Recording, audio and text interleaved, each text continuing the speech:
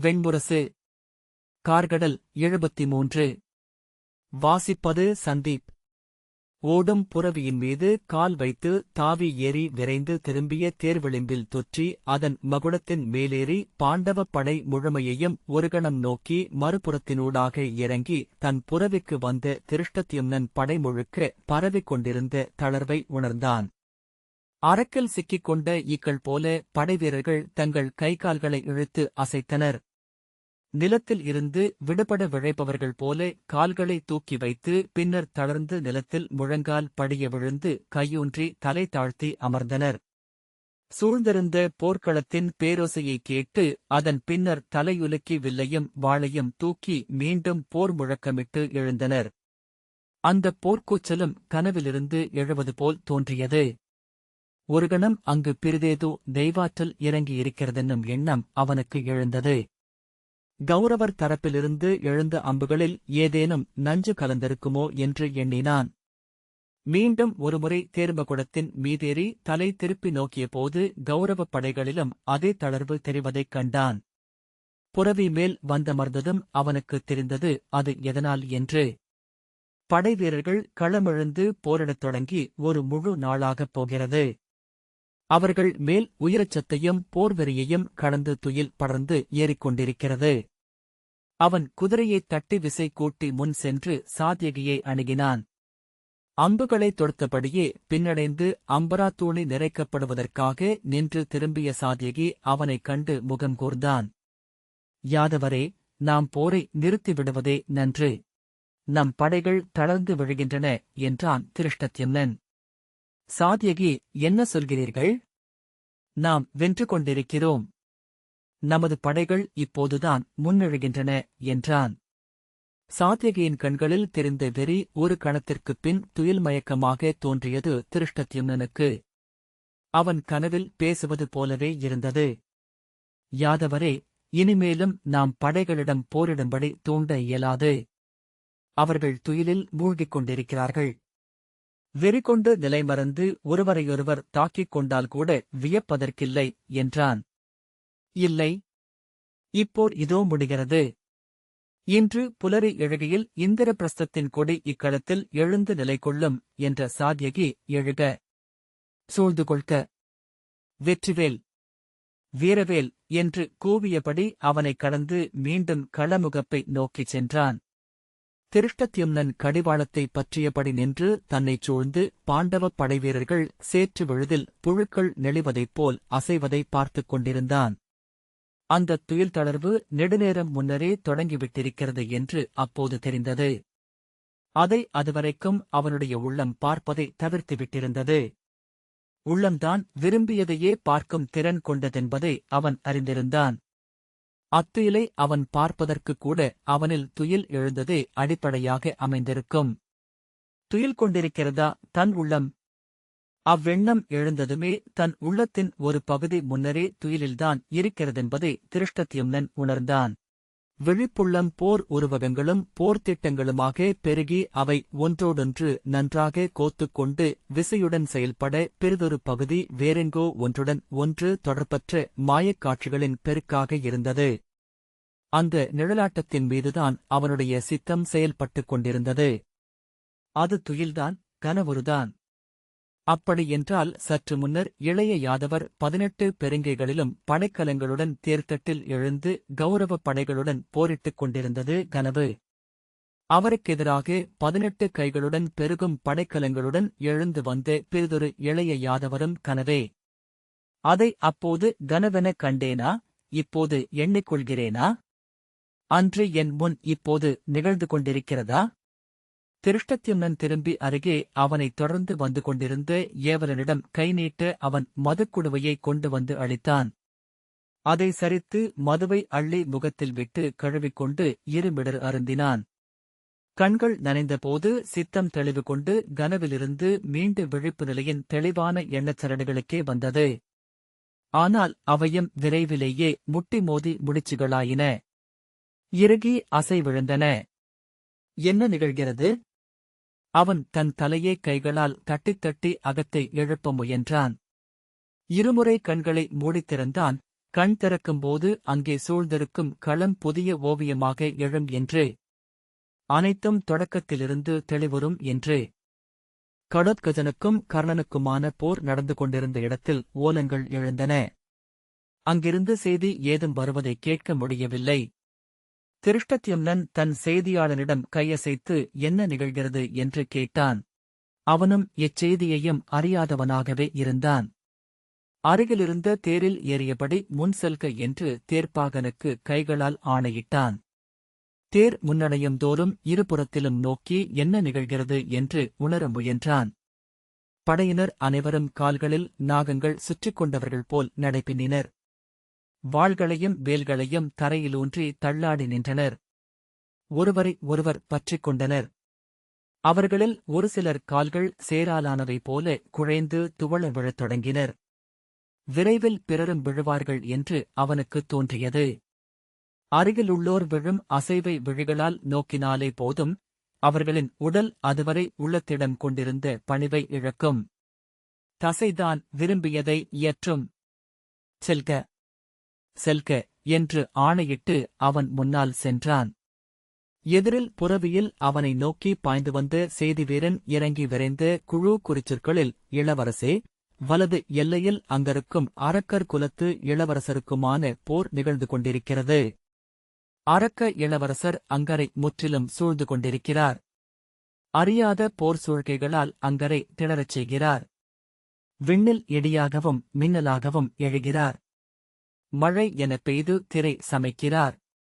அதற்குள் புகுந்து சென்று அங்கரை தாக்கி நிலையழியச் செய்கிறார். அங்கரின் குலத்தைச் சேர்ந்து இளையோர் 7 கொன்றுவிட்டார். அங்கர் பின்னடைந்து கொண்டிருக்கிறார் என்றான். தொடர்ந்து வந்த பிறிதொரு செய்தியவலன் அவனை அணுகி வந்து புறவியிலிருந்து இறங்காமலேயே கைகளை விரித்து, இளவரசே, துரோணரை பாஞ்சாலத்து அரசர் துருபதர் வெல்லும் நிலையிலிருக்கிறார்.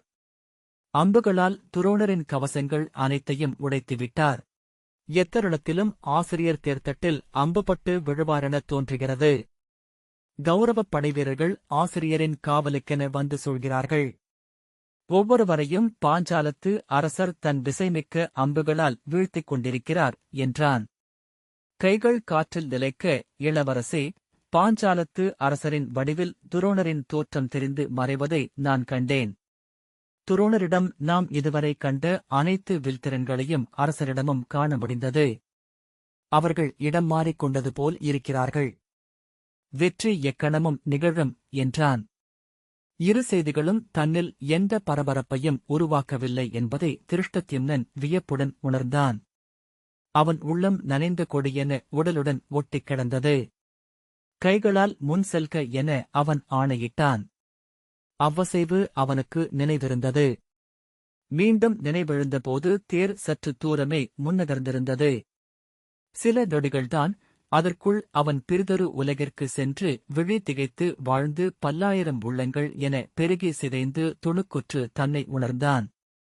எங்கோ முளைத்து நீண்டு வந்து தன் தோளைத் தொட்ட தனது கையொன்றைப் பற்றி அதை கொடியெனக் கொண்டு ஏறி மீண்டும் நனவுக்கு வந்தான். அங்கே எண்ணந்தோறும் தலைகள் பெருகும் அரக்கப் பேரருக்களை அவன் கண்டான். யானைப் பிளிரல்களிலிருந்தும் சிம்மக் குரல்களிலிருந்தும் புலி முரல்களிலிருந்தும் ஓநாயின் ஊளைகளிலிருந்தும் கூகைக் குழறல்களிலிருந்தும் காட்டருவியின் ஓசைகளிலிருந்தும் சுழற்காற்றின் முழக்கத்திலிருந்தும் ஒலிகளை சேர்த்தெடுத்த மொழியொன்றில் அவை உரையாடிக் கொண்டன. விண்மீன் வெளியென பெருகும் விழிகள் கொண்டிருந்தன. ஒரு சுடர் 1000 சுடராக பற்றிக் கொள்வது போல. விண்ணை எண்ணிய போது அவை சிறகு கொண்டன. மண்ணை எண்ணிய போது கால்கள் கொண்டன. நீரை எண்ணிய போது மீன்கள் என்றாயின. ஆழங்களை எண்ணிய போது அறவுரு கொண்டன. அத்தெய்வங்களை எதிர்த்து எழுந்து நின்று போரிட்டன நாகங்கள். தங்கள் சீற்றத்திற்கேற்ப படம் விரித்தன. வஞ்சத்திற்கு ஏற்ப வளைவு பெருகின. விழைவு கொண்டு தங்களைத் தாங்களே தழுவி சுருண்டு கொண்டன. மண்ணில் தலையறைந்தெழுந்து பத்தி விரித்தன. எண்ணி எண்ணி தலைகள் பெருக்கின. 100 தலைகள் கொண்ட மாநாகங்கள், 1000 தலைகள் கொண்ட மாநாகங்கள், 10,000 தலைகள் கொண்ட நாகநாகங்கள், முடிவிலா தலைகள் கொண்ட விண்ணகநாகங்கள். விண் பிளந்து மோதிக்கொள்வது போல் அவற்றுக்கு நடுவே போர் நிகழ்ந்து கொண்டிருந்தது. ஊடே ஒளிரும் சிறகுகளுடன் கந்தர்வர்களும் தேவர்களும் பறந்து கொண்டிருந்தனர். பெருகும் விழிகளால் உலகை கணம் கணமெனப் பகுத்தனர் அரக்க தெய்வங்கள். இமையா விழியால் ஒற்றைக் கணமென காலத்தை தொகுத்தன நாகங்கள். ஒளிரும் அனைத்தையும் ஒன்றென்றாக்கினர் தேவர்கள். அங்கு போரிட்டுக் கொண்டிருந்த ஒவ்வொருவரும் ஒரு சொல் என அவன் அறிந்தான். விழிகளால் கண்டு அறியக்கூடும் சொல். அச்சொற்கள் ஒவ்வொன்றையும் அவன் முன்னரே அறிந்திருந்தான். இச்சொல் நான் நன்கறிந்தது. ஆனால் இவ்வொரு அன்றி பிறிதொரு வடிவில். இந்தத் தலையணிகளும் தோளிலைகளும் கவசங்களும் படைக்கலங்களுமின்றி நாகச்சீரலென ஒலிக்கும் இச்சொல்லும் நான் அறிந்ததே. இதுவும் இதனருகே அதுவும் அப்பால் உள்ளதும் நான் அறிந்த சொற்களே. பின்னர் அவன் உணர்ந்தான், அவை அனைத்துமே வேதச் சொற்கள் என. சொல்லில் நின்ற முன்னோர் பாடி நிறுத்திய தொல்வேதச் சொற்கள் அவை.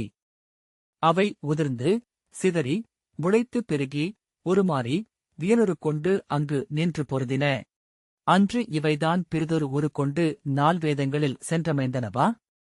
தங்கள் அணிகளை மாற்றி உடல் சுருக்கி ஒளி மட்டுமே என்றாகி நின்றனவா?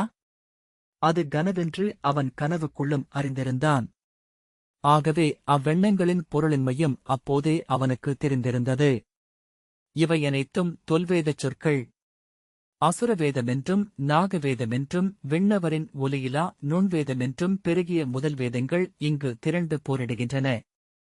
மிகத் தொலைவில் அவன் வேய்குழல் ஓசையைக் கேட்டான். வண்டு முரல்வது போல் கீழ்ச்சுதியில் அது சுழன்று கொண்டிருந்தது. அப்பேரோசைக்குள் எவ்வண்ணம் அந்த மெல்லிசை எனக்குக் கேட்கிறது? ஏனெனில் இது கனவு. இது கனவுதான். இத்தருணத்தில் நான் விழித்தெழக்கூடும். விழித்தெழவும் அக்கனவில் அவ்வண்ணமே திளைக்கவும் அவன் ஒரே தருணத்தில் விழைந்தான். மிகத் தொலைவிலிருந்து மிக அண்மைக்கு வந்து முற்றாக சூழ்ந்து கொண்டது அவ்வேகுழல் ஓசை. ஒளிரும் பட்டு நூலாக அவனை முற்றிலும் சுற்றி செயலற்றதாக்கிப் பிணைத்து சிலந்தி பரந்தெழ உடன் செல்லும் வலை சரடென அதன் உடன் சென்றது. ஒவ்வொரு அரக்கப் பேருருவையும் நாகநெளிவையும் தொட்டு தொட்டு சுற்றி பட்டுநூல் பெருக்கில் புழுக்களை என அனைவரையும் அது கட்டுண்டு அமையச் செய்தது. நூல் சுற்றி உரை என்றாக ஒவ்வொருவரும் துயில் கொண்டு கூட்டுப் புழுவென சொக்கி விழுதழைவதை அவன் பார்த்தான். அரக்க தெய்வங்கள் கால் பின்னி மெல்ல நிலத்தில் சரிந்தனர். அவர்களுக்கு மேல் நாகங்கள் விழுந்தன. பெருங்காதல் கொண்டவர்கள் போல் உடல் தழுவி ஒன்றென்றாகி அவ்வெளி எங்கும் அவர்கள் மெல்ல நெளிந்து கொண்டிருந்தனர். அவன் அந்தக் குழலோசையை கண்ணில் இளநீல ஒளிநெளிவெனக் கண்டான். மின்மினியொன்று பறந்து பறந்து இருள்வெளியில் ஓவியமொன்றை வரைவது போல. வரைந்த அவ்வோவியம் விழிப்பாவையென நிற்க வரையப்பட்ட கணமே மறைந்து கொண்டிருந்தது. பின்னர் நினைவென்று எஞ்சியது. அவன் விழித்து தலை தூக்கிய போது மார்பில் வாய்நீர் வழிந்திருந்தது. சற்றுமுன் கேட்ட மெல்லிய உருவல் தன்னுடைய குரட்டையொலி என உணர்ந்தான். செல்க, 7 பகுதிகளாக பிரிந்து கொள்க என்று திருஷ்டத்யும்னன் ஆணையிட்டான். 7 வீரர்களுக்கும் எதிர் நிற்கும் நம்மவரை துணைக்கட்டும். 7 முனைகளில் நம் போர் கூர்கொள்ளட்டும். அதன் பின்னரே அவ்வாணையின் பொருளின்மையை அவன் உணர்ந்தான். அது ஏற்கனவே நிகழ்ந்து கொண்டிருந்தது. அவ்வாணையை பல நூறு முறை சொல்லிச் சொல்லி அவன் பழகிவிட்டிருந்தது. ஆணைகள் பெரும்பாலான தருணங்களில் மீள மீள சொல்லப்படுகின்றன. சொல்பவனுக்கு மேலும் பொருள் அளிக்கும்படி அவை மாறுகின்றன. ஆணைகளை ஊழ்க நுண்சொற்களாகக் கொண்டு தலைவன் முதன்மை கொண்டெழுகிறான். அவன் போர்முகப்பை நோக்கி செல்கையில் பேரொலி எழுந்தது. தரையெங்கும் பல்லாயிரம் நாகங்கள் நிழலுருக்களாக தலை சொடுக்கி எழுவது போல அவனுக்கொரு விழிமயக்கிழ தேர்த்தூணைப் பிடித்து நின்றான். இருபுறமும் அவனை நோக்கி ஓடி வந்த செய்தியவலர் கையசைவாலும் குரலாலும் வீழ்ந்தார். அங்கர் கர்ணன் வீழ்ந்தார் என்றார்கள். கௌரவப் படைகளிலிருந்து பொருளற்ற பெருமுழக்கம் எழுந்து கொண்டிருந்தது. அங்கர் வீழ்ந்தார். ஐயமில்லை, அரக்கர் மைந்தனால் அங்கர் கொல்லப்பட்டார் என்று ஏவலன் கூவினான். பொறு என்று திருஷ்டத்யும்னன் சொன்னான். விழி நோக்காத செய்தியைச் சொல்வதல்ல செய்தியளிப்பவனின் பணி என்றபின் செவிகூர்ந்து, நமது படைமுகப்பு ஏன் அத்தனை அமைதி கொண்டிருக்கிறது? ஏன் அங்கு ஓசை எதுவும் எழவில்லை என்றான். ஏவலன் அதை உணர்ந்து, அவ்வாறெனில் என்றான். போர்முகப்பிலிருந்து ஒற்றை முரசு முழங்கி கடோத்கஜன் வீழ்ந்தான். என்று அறிவிக்கத் தொடங்கியது. இடும்பர் இளவரசர் என்று அருகே வந்த படைத்தலைவன் உக்ரபாணன் சொன்னான். அவரை வீழ்த்தலாகுமா? அதிலும் அவர் 100 மடங்கு பெருகும் இவ்விரவில். எவ்வாறு அவரை வீழ்த்த இயலும்?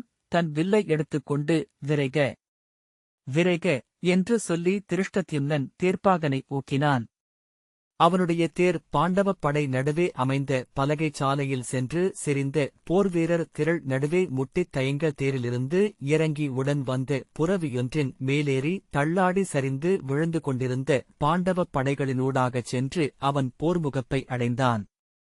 அங்கு பாண்டவப் படை உடல் செறிந்த காடு போல் வளையமிட்டிருந்தது. விலகுக விலகுக என்று அவன் ஆணையிட்டான். அவனுடைய முகப்புக் காவலர் முட்டி மோதிக் கொண்டிருந்த வீரர்களை விலக்கினர்.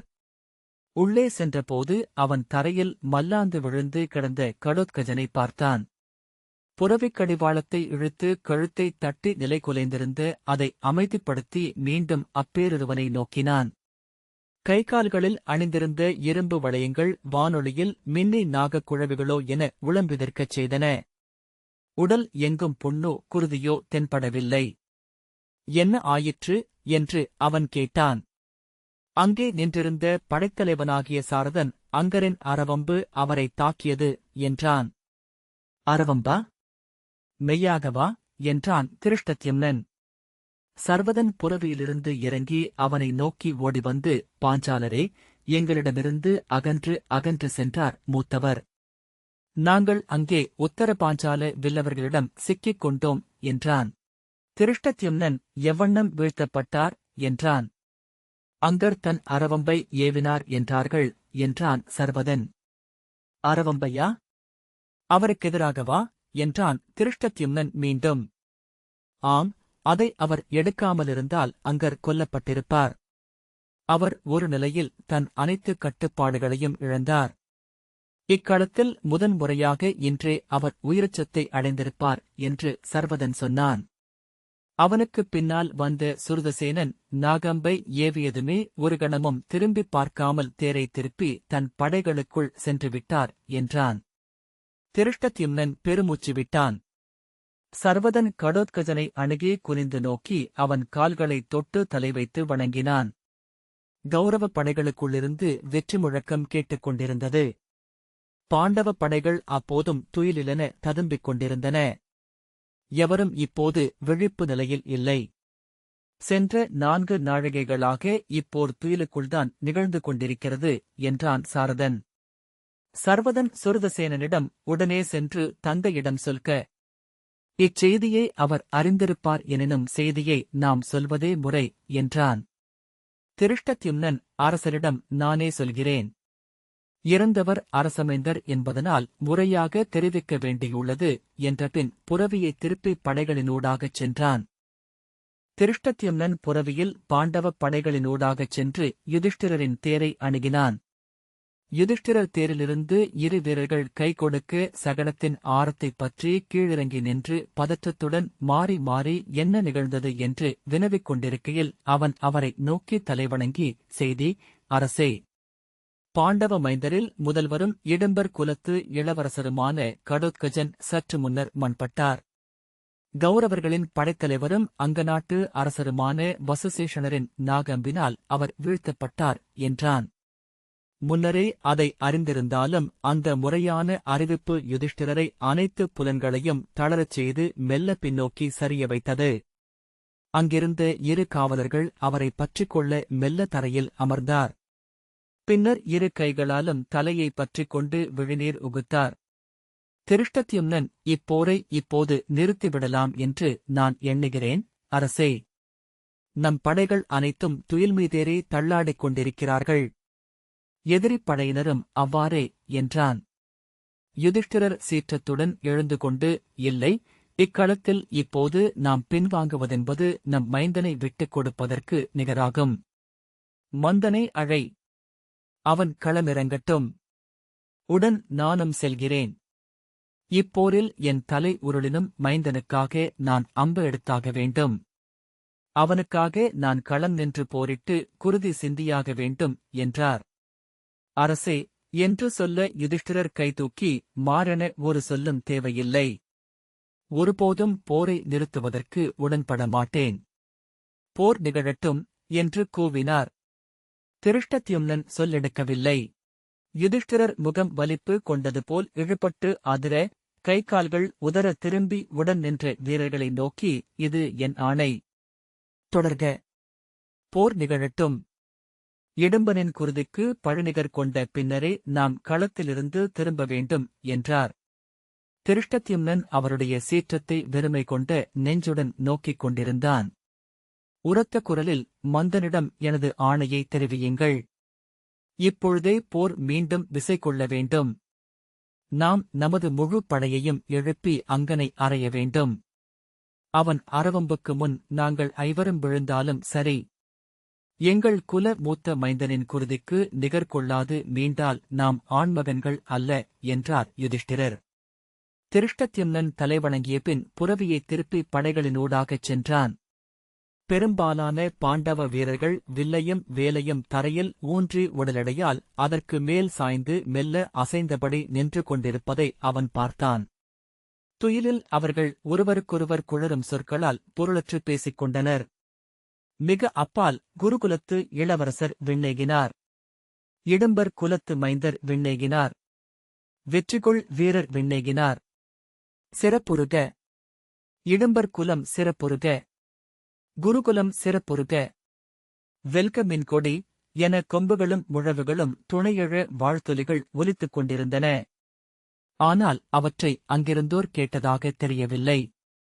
புரவிக்கால் குளம்பொலி கேட்க பலர் திரும்பி அவனைப் பார்த்தாலும் எவர் விழிகளிலும் அறிமுகம் எழவில்லை. சிரித்தபடி ஓடிவந்து அவன் புரவியின் கடிவாளத்தை பற்றிக் கொண்டான். பாஞ்சாலியன், இங்கே என்ன செய்கிறீர்கள் என்று அவன் கேட்டான். பூசனைக்குரிய அனைத்தும் ஒருங்கிவிட்டன. தந்தை காத்திருக்கிறார் என்று பாஞ்சாலியன் சொன்னான். சத்ருஞ்சயனும் உத்தமோஜனும் அவனை நோக்கி விரைந்து வந்தனர். பிந்திவிட்டாய் இளையோனே, தந்தை பலமுறை கேட்டார் என்றான். இது எந்த இடம் என்றான். நாங்களும் முதல் முறையாக இங்கே வருகிறோம். காம்பிலியத்தின் எல்லைக்காட்டுக்குள் இருக்கிறது இச்சிற்றாலயம். இங்கே 108 ஆண்டுகளுக்கு ஒருமுறைதான் பூசனை செய்யப்படுகிறது என்றான் சத்ருஞ்சயன். விரிகனும் குமாரனும் யுதாமன்யுவும் ஆலய முகப்பில் நின்றிருந்தனர். ஜனமேஜயனும் சுரதனும் விறகுகளை உள்ளே கொண்டு சென்றனர். இங்கே அரசகுடியினர் மட்டுமே நுழைவொப்பப்படுகிறார்கள் என்றான் சத்ருஞ்சயன். கரிய பாறை ஒன்றில் குடையப்பட்ட சிற்றாலயத்தின் முன் ஈச்சையோலையால் பந்தல் போடப்பட்டிருந்தது. அதற்குள் இருந்து சத்யஜித் வெளியே வந்து, வருக, மூத்தவர் காத்திருக்கிறார் என்றார். திருஷ்டத்யும்னன் குரடுகளைக் கழற்றிவிட்டு மேலாடையை இடையில் சுற்றிக்கட்டி உடல் குறுக்கி வணங்கியபடி உள்ளே சென்றான். மூத்தவர் வரவில்லையா என்று திருஷ்டத்யும்னன் விரிகனிடம் கேட்டான்.